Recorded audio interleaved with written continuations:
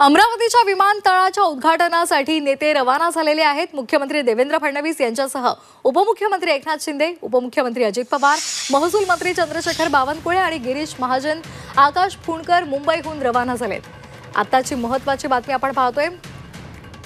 बहुप्रतीक्षित असं अमरावती विमानतळाचं आज उद्घाटन पार पडणार आहे आणि त्यासाठी नेते रवाना झालेले आहेत अमरावतीला।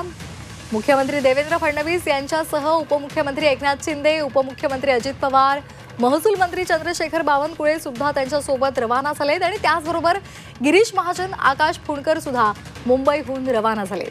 हे एक्सक्लुझिव्ह दृश्य आपण झी24 तासवर पाहतोय। अमरावतीकरांसाठी आज आनंदाचा दिवस आहे, कारण आज अमरावती विमानतळाचं लोकार्पण केलं जाणार आहे आणि इथून आता विमानांची सेवा अमरावतीकरांना मिळणार आहे।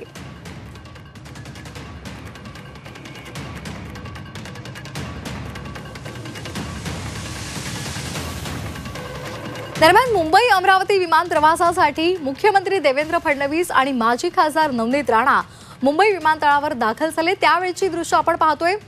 मुख्यमंत्री देवेंद्र फडणवीस आणि उपमुख्यमंत्री एकनाथ शिंदे यांच्यासोबत नवनीत राणा यांनी सेल्फी व्हिडिओ घेतला। मुंबईवरून टेक ऑफ झालेलं विमान अमरावती विमानतळावर 10:45 उतरणार आहे।